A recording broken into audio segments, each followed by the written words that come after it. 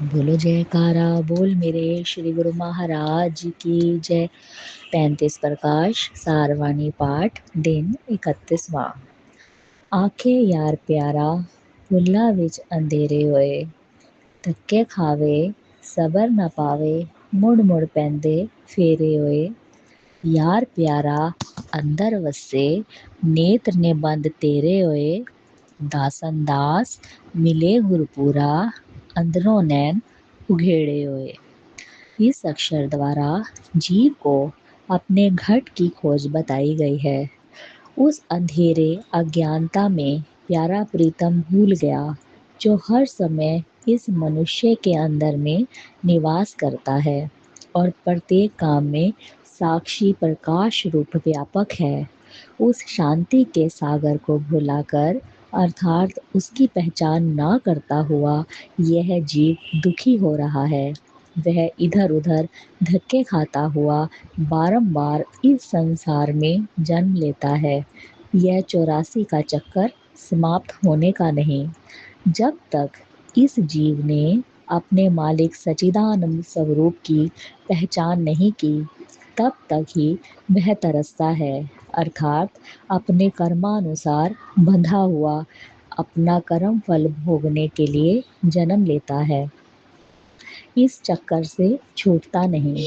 जब अपने को कर्ता मानता है कि यह कर्म मैं करता हूँ और यह मैं हूँ, तो आपा मानने से भोक्ता रूप होकर संसार में जन्म लेना पड़ता है।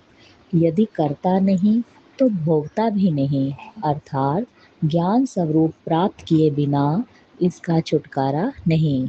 ज्ञान अवस्था में इन इन कर्मों को करने वाला आप नहीं होता, बल्कि कर्ता किसी को मानकर आप देखने वाला हो जाता है। इस प्रकार एक दृष्टांत है। दो महात्मा किसी बाजार में जा रहे थे और परस्पर कुछ वार्तालाप कर रहे थे। यह प्रसंग चला हुआ था कि कर्ता कौन है। एक कहता है कि कर्ता और है और दूसरा कहता है कि नहीं, यह जीव यह मनुष्य ही करता है। उनकी आवाज़ सुनकर एक तीसरा व्यक्ति साथ हो लिया। जब एक ने कहा कि मेरा तो विश्वास है कि संसार का कर्ता धर्ता यह प्रभु हैं, तो यह सुनकर उस व्यक्ति ने उस महात्मा के मुंह पर एक थप्पड़ मारा और आप चुपचाप खड़ा रहा। महात्मा थप्पड़ खाकर उसकी ओर देखने लगे। तब वह बोला, महात्मा जी क्या देखते हो, यह उस कर्ता का खेल है। महात्मा बोले, हम भी यही कहते हैं कि यह उस कर्ता का ही खेल है। क्या आपने कर्ता को कहते या मारते देखा है? तब वह दिल में कहने लगा कि इनका भाव तो उस कर्ता पर ही है, परंतु मैंने कर्ता को नहीं, मैंने स्वयं ही इनको मारा है और मुझे यह भी पता है कि मारने वाला मैं हूँ। मेरे को कर्म का फल मिलेगा, परंतु उनका विश्वास तो उस प्रभु पर ही है। तब ये वह महात्मा जी ने क्षमा मांगकर बोला, मुझे भी उसी कर्ता का साक्षात्कार कराओ, ताकि मैं भी विश्वास करूं और देख लूं कि इस शरीर में कर्ता क्या है और मैं क्या हूँ। महात्मा ने कहा, भले पुरुष, पहले ये तो बता कि तुम जब कोई काम करते हो तो तुम्हारे अंदर से तुम्हें कोई कहता है तभी तुम यह काम करते हो या स्वयं ही काम कर लेते हो?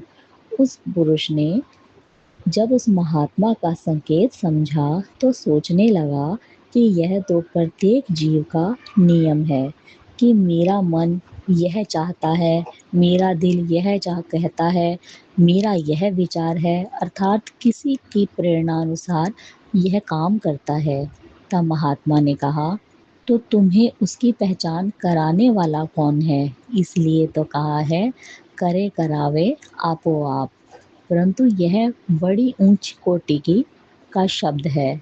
जब उससे देख लिया तब कहा, ना कुछ किया ना कर सकूं, ना कुछ करे शरीर, करने हारा और है, लोग कहें कबीर कबीर। इसलिए उसे देखो और उसकी खोज करो, ताकि कर्म का लेश ना लगे। भाव यह है कि यह जीव उस प्रीतम से बिछड़कर बार बार यम की मार खाता रहा।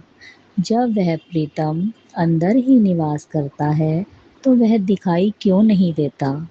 जब वह अंदर है तो अंदर जाकर ही दिखाई देगा, बाहर खड़े होकर दिखाई नहीं देता। अर्थात हमारे नेत्र बंद हैं। जैसे गीता के 11वें अध्याय में अर्जुन को भगवान श्री कृष्ण ने कहा कि ए अर्जुन, तुम इन नेत्रों से मेरा स्वरूप नहीं देख सकते, इसलिए मैं तुम्हें दिव्य नेत्र देता हूँ, जिससे तुम मुझे जान लोगे। यह माइक शरीर मैं नहीं हूँ, व्यापक स्वरूप मेरा और है, और वह तुम्हारे अंदर है। दिव्य नेत्रों से दिव्य रूप दिखाई देगा। गुरु ग्रंथ साहिब में लिखा है, लोइन लोई डिठ प्यास न बुझे मोघनी, नानक से अखियां बयन जिना दिस दो मापरी। जब यह इस जीव को किसी पूर्ण सतगुरु ब्रह्मनिष्ठ ने वह दिव्य दृष्टि नहीं बताई, तब तक ही यह ब्रह्म दृष्टि से अशांत और ये बाह्य दृष्टि से अशांत और व्याकुल है। इस दशा में रहकर यह उस मालिक से विमुख हो जाता है और नास्तिक बन जाता है। परंतु वह मालिक इस प्रकार अंदर बैठा है जैसे एक कोठरी में कोई पुरुष खड़ा हुआ हो और दरवाजे पर चिक लगाई हो। वह अंदर वाला बाहर वाले को देख रहा है, परंतु बाहर वाला नहीं जानता कि अंदर कौन है।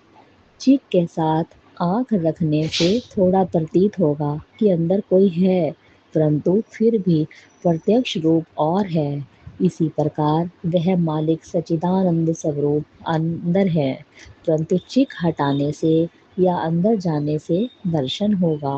इन नेत्रों से अंदर वाले प्रीतम का दीदार दर्शन नहीं होता।